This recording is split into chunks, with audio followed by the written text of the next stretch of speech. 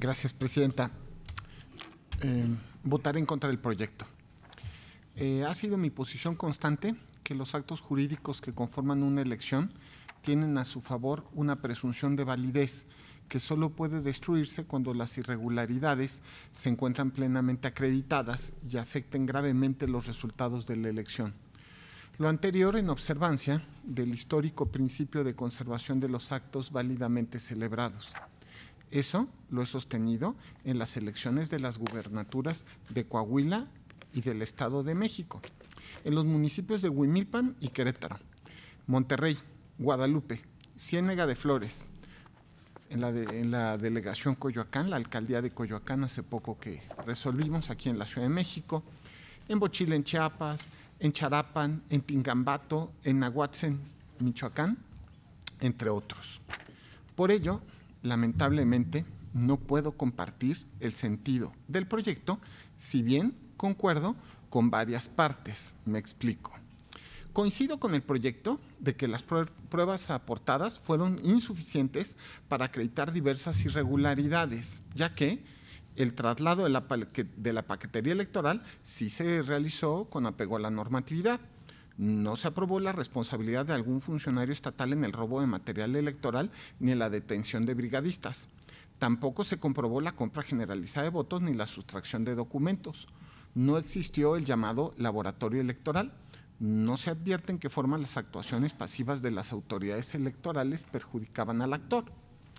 También comparto el proyecto respecto de hechos que sí se acreditaron, pero que se consideran que no afectan de forma grave o generalizada el resultado de la elección, en particular el uso de un vehículo oficial del Ayuntamiento de Coetzalan al transportar material electoral.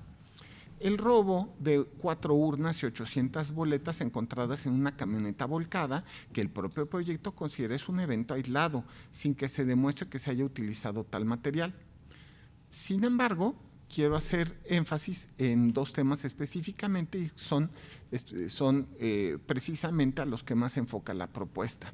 El primero es la violencia en 59 casillas, que si bien concuerdo con el proyecto presentado, no incidió en la participación ciudadana y tampoco trascendió el resultado de la elección, pues me gustaría abonar algunas ideas.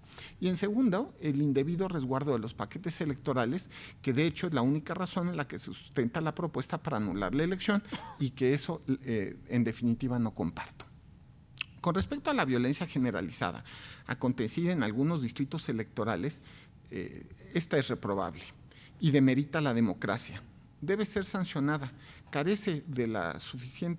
Sin embargo, carece de la suficiente trascendencia para generar la nulidad de la elección, como se afirma en el proyecto, porque solo en 59 casillas de las 7,500 instaladas se instalaron hechos de violencia durante la jornada electoral, lo que representa solo el 0.79% de ellas, y por lo tanto, en la gran mayoría de los centros de votación se ejerció el voto de manera libre y secreta.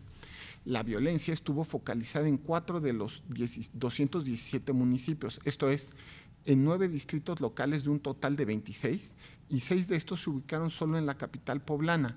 Por tanto, la violencia no fue generalizada y la elección se desarrolló en forma ordinaria en la gran mayoría de los distritos. La violencia afectó incluso en aquellos lugares en donde la coalición perdedora ganó, que fueron 4 distritos, y la ganadora en 5 de ellos. Es decir, los hechos aludidos perjudicaron a ambos contendientes. Ahora bien, este año esta sala ha confirmado los triunfos de diferentes candidatos por cuanto hace a la presidencia de la República, senadurías y diputaciones en esta misma entidad y respecto de los mismos distritos, a pesar de que existían hechos similares, por considerar que la nulidad de una elección solo se da cuando los actos de violencia trasciendan el resultado de los comicios de manera generalizada y grave.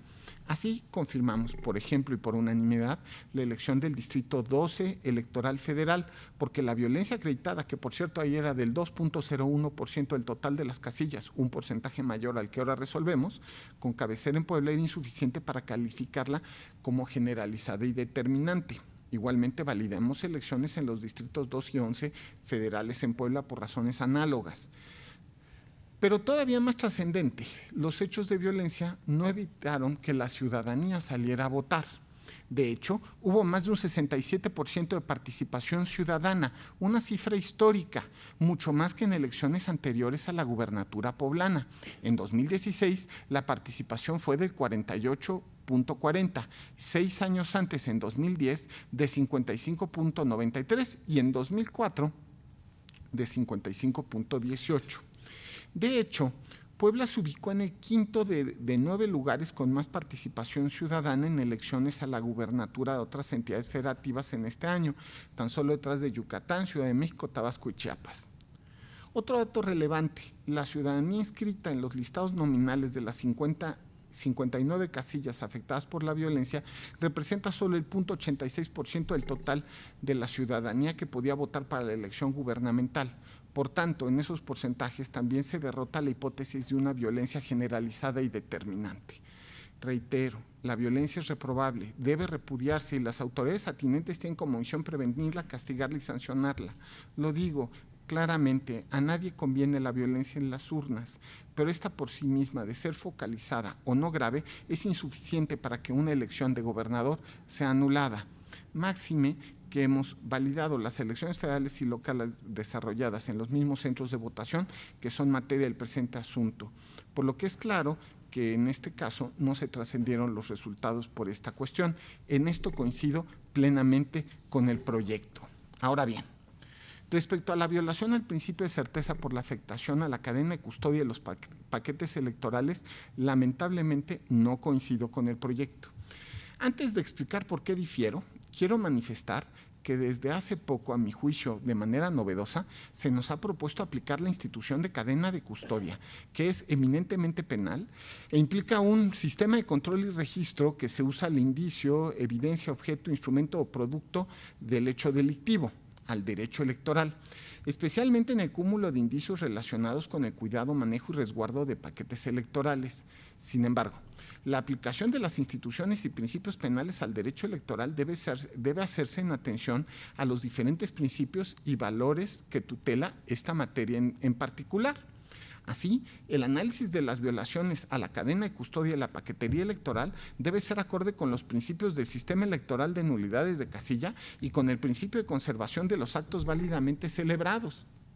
Desde esa óptica, no comparto que los hechos sucedidos en el resguardo de los paquetes electorales vulneren por sí mismos el principio de certeza, porque no hay prueba alguna, ni siquiera indiciaria, que permita considerar que lo ocurrido durante la etapa de resguardo de los paquetes los alterara o manipulara con afectación de la elección. Desde mi perspectiva, para concluir que la diligencia de nuevo escrutinio y cómputo estaba viciada por la indebida custodia de los paquetes y por ende su resultado debía demostrarse que efectivamente hay pruebas claras que los paquetes fueron manipulados o por lo menos existieron indicios, por ejemplo, respecto de que los resultados del nuevo escrutinio y cómputo variaron en gran medida el porcentaje de la votación entre primero y segundo lugar. Hubo cambio de ganador, los resultados fueron muy diferentes a los asentados en las actas de escrutinio y cómputo de la jornada, que coincide con la de los representantes de casilla y que hasta el momento esas cuestiones no están controvertidas. Sin embargo, nada de esto consta en el expediente y por el contrario, el análisis de las pruebas y la comparación de los resultados reales permiten advertir que se mantuvo el mismo triunfo con la disminución del porcentaje entre el primer y segundo lugar en un 0.47%. La coalición perdedora mejoró en el porcentaje de votación después del recuento. Quiero enfatizar esto, el recuento basado en paquetes posiblemente mal custodiados mejoró la votación de la coalición que no ganó. Se mantuvieron los mismos triunfos en los 26 distritos, 16 obtenidos por la coalición por Puebla al Frente y 10 por la coalición Juntos Haremos Historia. Por tanto, las pruebas que obran en el expediente apuntan precisamente en sentido contrario a lo afirmado por el actor. De hecho, los resultados del cómputo original y los resultados después del recuento se asemejan, por lo que, lejos de demostrarse una anomalía, entre sí se fortalecen, lo cual, quiero enfatizar, genera una paradoja procesal, ya que si los paquetes hubieran sido manipulados, hipotéticamente lo habrían sido, pero en contra de la coalición perdedora, que es quien, en el recuento, mejoró sus resultados. Ello no sería racional de acuerdo con sus pretensiones finales y genera un indicio contrario a la idea de manipulación de los paquetes. La relación demostrable causa-efecto entre la violación a la cadena de custodia y la manipulación de los paquetes electorales es inexistente, porque el hecho de que no tuvieran el resguardo ni el control adecuado de su revisión no implica necesariamente que su contenido haya sido viciado, modificado o alterado, y eso hay que probarlo. Si previo al recuento total en sede judicial teníamos similares resultados, este panorama nos conduce a advertir racionalmente que aún los pocos entendibles sucesos ocurridos en el resguardo de los paquetes, su manipulación es inexistente o que ésta no trascendió a los resultados. Por lo mismo, no hay pruebas que rompen el principio de conservación de los actos válidamente celebrados, todo lo cual confirma la presunción a favor de la validez de la elección. De hecho, a mi juicio, al no alterar el resultado, la violación a la llamada cadena de custodia será una irregularidad formal no determinante para los resultados y, por ende, insuficiente para lunar. Señora Presidenta, compañeros, no se trata de una frase retórica afirmar que la nulidad es la sanción más grave para una elección. A falta de pruebas contundentes, a mi juicio, los jueces debemos preservar los más de 3 millones de votos depositados en Puebla y los más de 100,000 que hacen la diferencia entre el primero y segundo lugar, pues estos solo pueden ser fuerte y rotundamente derrotados con evidencia reforzada y sin la más mínima duda de que las pruebas efectivamente acreditan que esos resultados fueron alterados o manipulados. Esta Sala Superior ha establecido que para anular una elección deben considerarse 3 cuestiones: que las irregularidades tengan impacto determinante en el resultado de la elección, observar la presunción de validez de los actos válidamente celebrados y tener un grado de motivación y fundamentación reforzada. Por eso, una sola conducta irregular aislada, como la ocurrida en la etapa de resguardo de los paquetes electorales en la sede del instituto local, que no altere el resultado, carece a mi juicio de fuerza para invalidar la elección. Permitir que cualquier suceso ocasione la nulidad de una elección, menos aún cuando a mi juicio resulta evidente que no trasciende el resultado de la misma, o solo si llegase a ser a través de presunciones, sería rebajar el valor supremo que posee el derecho al voto de la ciudadanía. En fin, quisiera reflexionar también con ustedes sobre el fenómeno del llamado voto diferenciado, es decir, el hecho que la mayoría de los votos para la elección presidencial y senadurías fuera por un partido diferente del ganador de la gubernatura. El fenómeno del voto diferenciado es cada vez más recurrente en la democracia actual. No es exclusivo de Puebla en 2018. En este proceso electoral, tanto en Jalisco como en Yucatán, así sucedió. En Jalisco ganó en la gubernatura el candidato postulado por un partido político, mientras las candidaturas a senadurías y presidencia pues fueron ganados por otra coalición. Y lo mismo pasó en Yucatán. Anular por solo ese hecho, en el mejor de los casos, sería poco razonable. Es mi convicción que anular una elección es una decisión que debe analizarse con perspectiva integral para evitar vacíos o argumentos sin fundamento en nuestras resoluciones, solo hasta probarse que los actos suscitados son realmente graves, generalizados y determinantes, y ante la ausencia de otra opción, la nulidad, solo en ese caso, será la última solución. Recordemos que la decisión de anular una elección debe ponderarse altamente bajo un estándar de valoración reforzado y no bajarse el rasero. En una elección están involucrados otros derechos humanos, además de los políticos, y también valores y principios fundamentales que deben ser protegidos y observados. Y como el caso que ahora resolvemos, por la simple existencia de inconsistencias que no están del todo, a mi juicio, probadas, debemos salvaguardarlos. Es todo un sistema que necesita recordarse al momento de tomar la decisión de anular, tomando en cuenta a la jurisprudencia que por más de 20 años ha dado sustento a los actos válidamente celebrados en las elecciones de este país. Si esta elección se anulara, a mi juicio, sentaría un precedente no del todo correcto y posiblemente contrario a los principios rectores del derecho electoral, pues con la simple presunción de una manipulación de paquetes se anularía una elección en que la diferencia es de 3.57% de los votos. Eso, en términos de elecciones, es muy considerable. En fin, por estas razones disiento y discrepo con la declaración de nulidad de la elección propuesta por el magistrado proyectista, a quien por supuesto reconozco todo su profesionalismo y considero, a mi juicio, esta elección tiene que ser validada. Gracias.